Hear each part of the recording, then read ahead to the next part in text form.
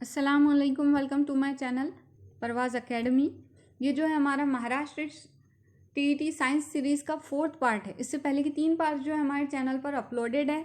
अगर आप हमारे चैनल पर न्यू हैं तो प्लीज़ हमारे चैनल को सब्सक्राइब कर लें और नोटिफिकेशन ऑन कर लें ताकि हमारी न्यू वीडियोज़ की अपडेट जो है आपको मिलती रहे। तो हमारा आज का टॉपिक है स्ट्रक्चर ऑफ एटम, जिसे हम उर्दू में कहते हैं जौहर की साख्त।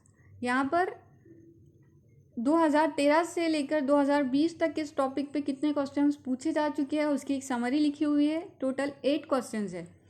ये जो है बहुत इंपॉर्टेंट टॉपिक है। इससे रिलेटेड एक क्वेश्चन जो है साइंस में आता ही है। तो हम 1 बाय 1 सारे क्वेश्चंस देखेंगे। पहले हम देखते हैं एटॉमिक स्ट्रक्चर। हमें पता है कि जो एटम है it is the smallest unit of matter. ठीक है, कि ये मादे का सबसे मतलब कि ऐसा हिस्सा है जिसे हम मज़ीद तकसीम नहीं कर सकते हैं, जिसे हम और डिवाइड नहीं कर सकते, स्मॉलेस्ट यूनिट। ठीक है, तो यहाँ पर हमको पता है कि जो एटम है, एटम का फंडामेंटल 3 पार्टिकल्स हैं। पहला है प्रोटॉन, जिसके ऊपर होता है पॉजिटिव चार्ज, न्यूट्रॉन जो कि न्यूट्रल यानी कि मोतदिल होते हैं, उस पर कोई चार्ज नहीं होता है, और इलेक्ट्रॉन जिसके ऊपर होते हैं मनफी चार्ज। जो एटम है उसका जो सेंट्रल पार्ट है वो प्रोटॉन्स और न्यूट्रॉन्स से मिलकर बना होता है, जिसे न्यूक्लियस कहते हैं।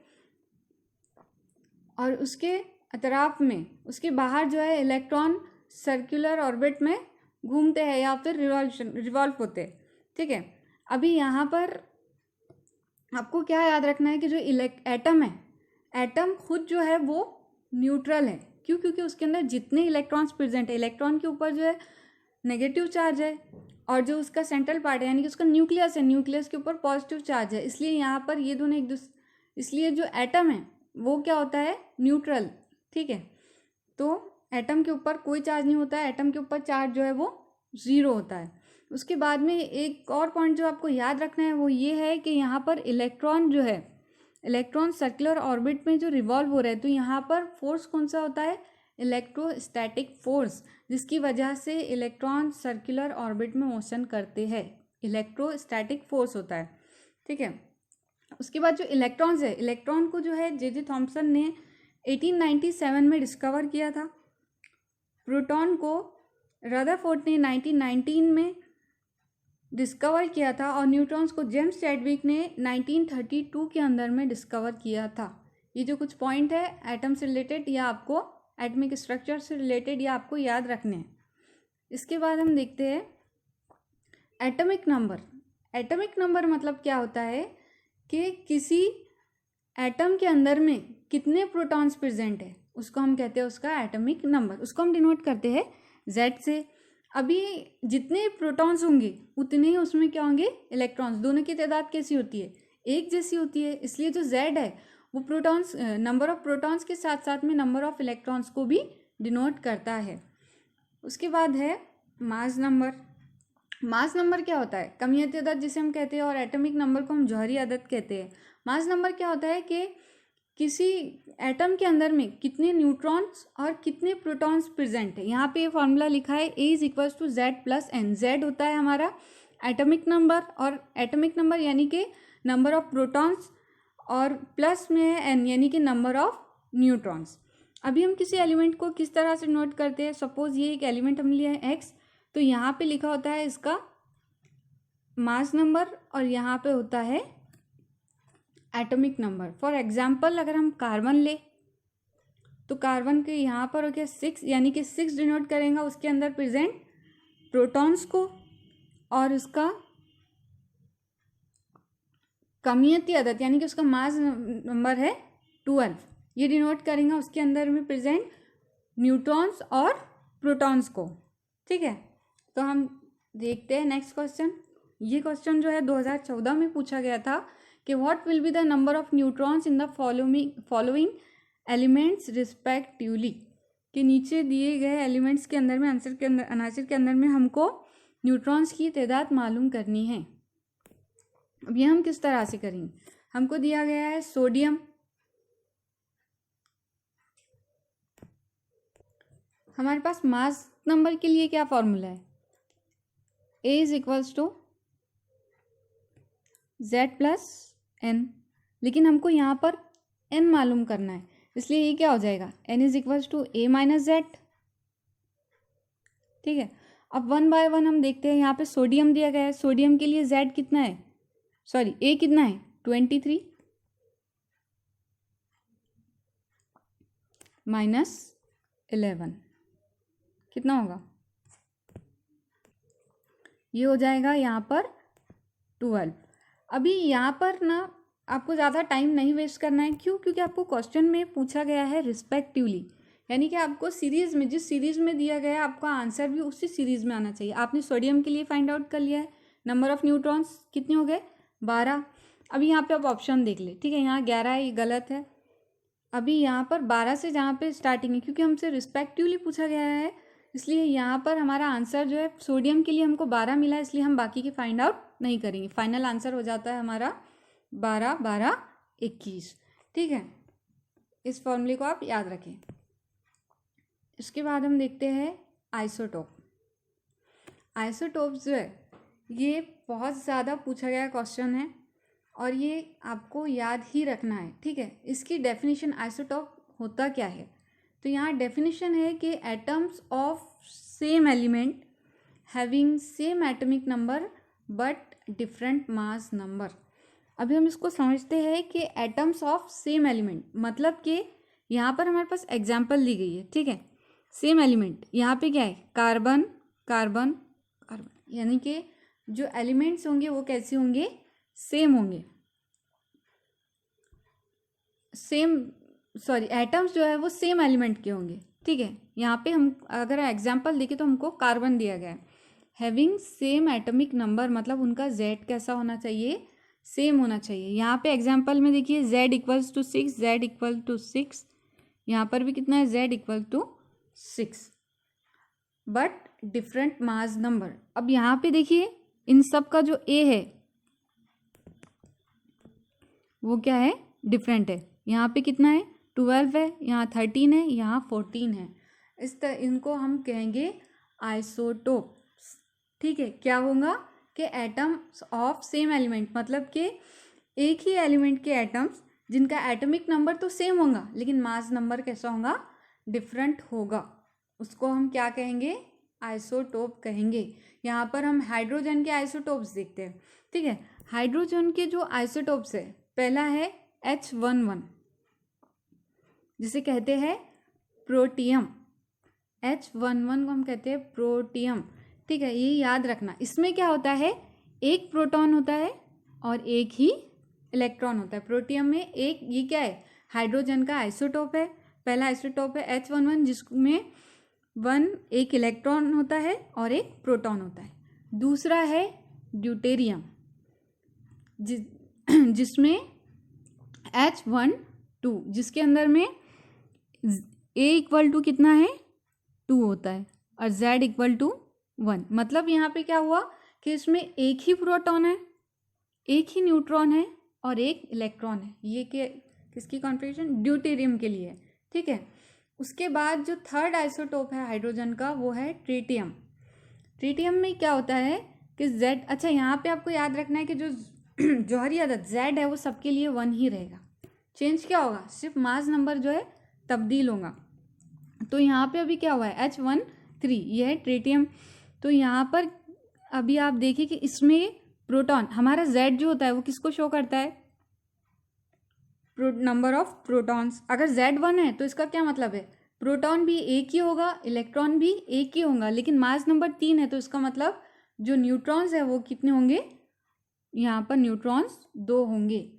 आपको आइसोटोप्स ऑफ हाइड्रोजन याद रखना है, ये 2 से 3 मरतबा पूछे जा चुके हैं। इनकी मास नंबर और इनके नेम्स आपको याद रखना है। ठीक है, अभी आइसोटोप्स के ऊपर पूछे गए क्वेश्चंस देखते हैं।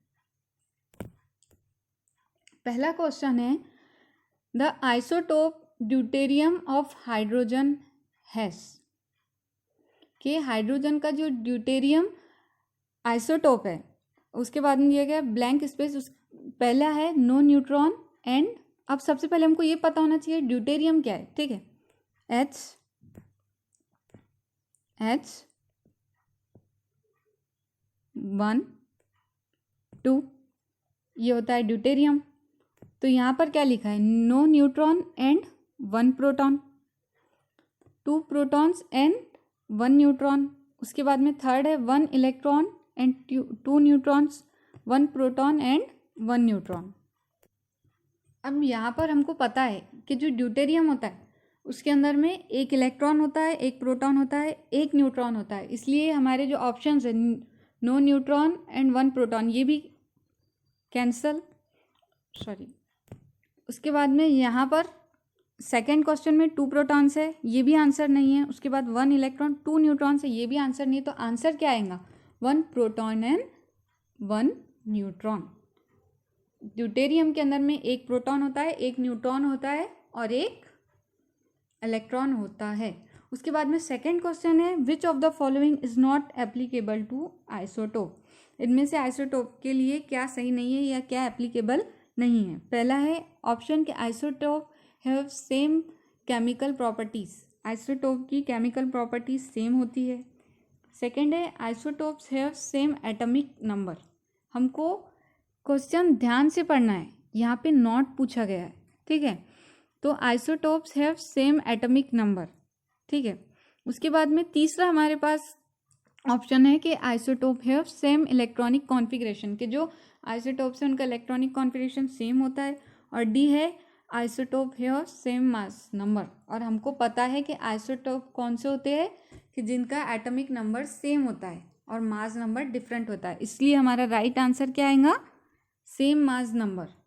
यहाँ पर ये क्या है, गलत ऑप्शन है, ठीक है। मास नंबर कैसा होता है, डिफरेंट होता है।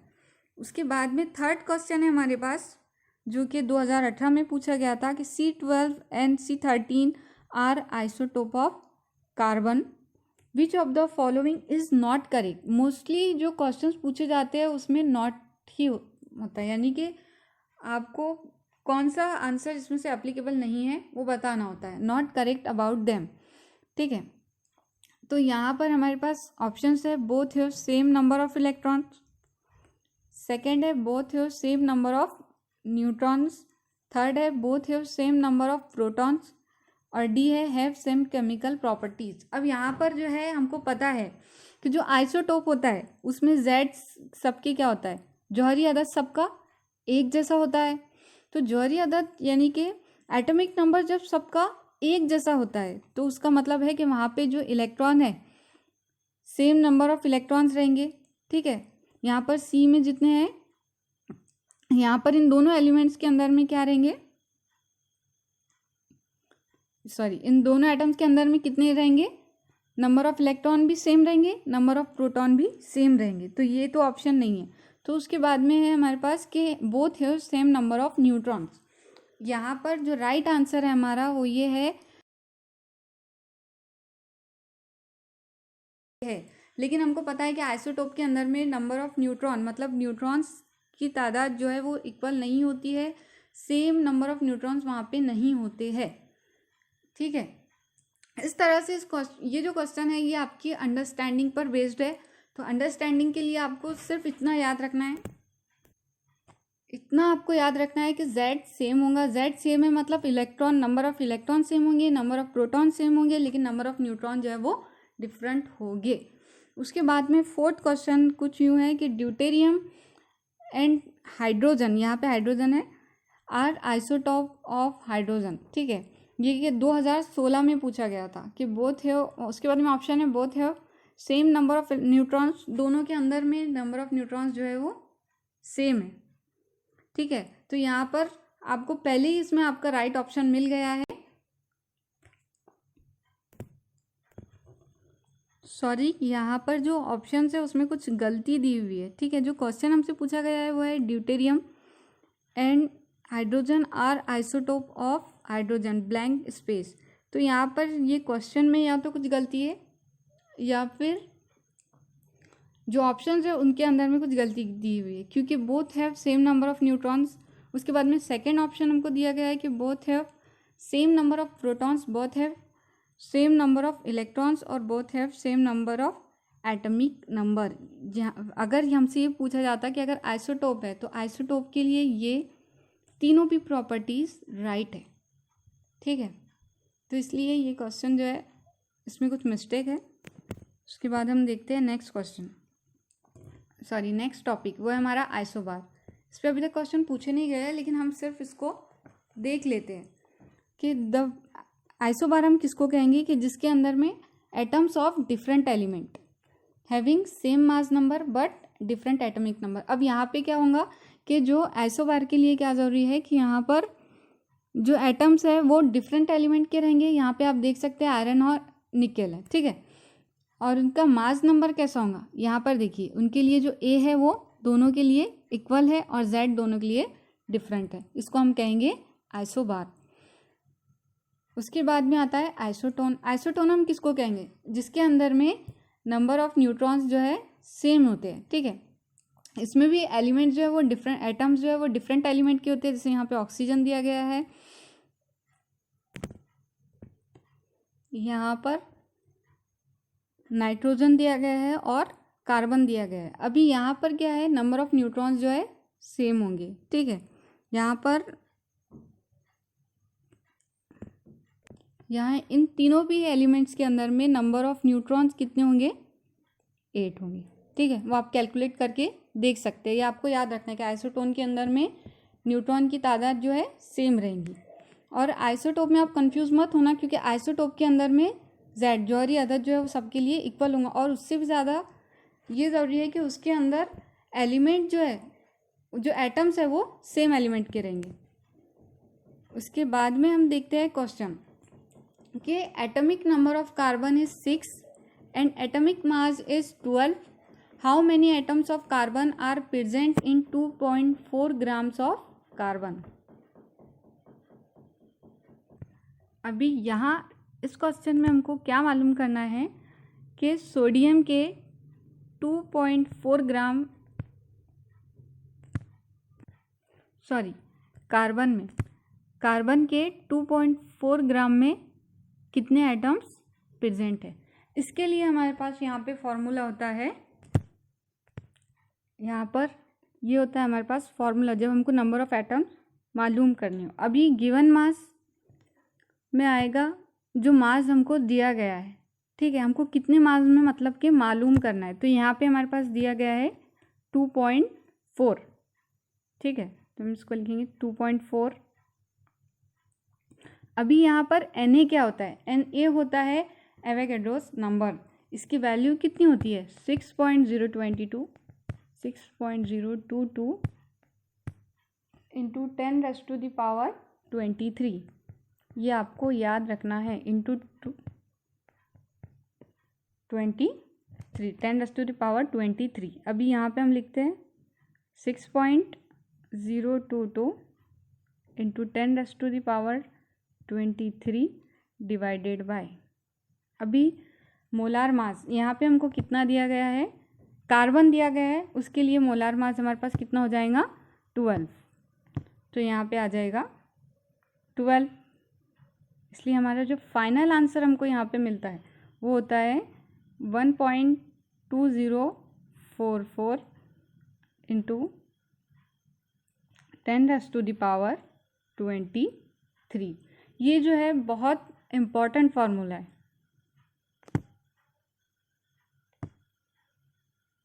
इस फार्मूले को आप याद रखना, ठीक है। जब भी आपको नंबर ऑफ एटम्स मालूम करना हो तो उसके लिए फार्मूला क्या होगा, किसी गिवन एलिमेंट के लिए तो वो होगा N is equals to given mass, जो मास मतलब जितने मास में आपको मालूम करना है। यहाँ पे 2.4 दिया गया था हमको कार्बन का, और जो Na होगा वो आपका होगा एवोगैड्रोस नंबर। उसकी वैल्यू हमेशा कितनी होगी 6.022 into 10⁻23 divided by molar mass. मतलब जो एलिमेंट आपको दिया गया है उसका मोलार मास कितना है। ये 2020 में पूछा गया था क्वेश्चन, और ये बहुत ज़्यादा इम्पॉर्टेंट क्वेश्चन है, टॉपिक है। तो इस फॉर्मूले को आपने याद रखना। उसके बाद नेक्स्ट सेम क्वेश्चन है कि atomic number of sodium is 11 and atomic mass is 23. How many atoms of sodium are present in 2.3 grams of, sorry यहाँ पे कार्बन होना चाहिए,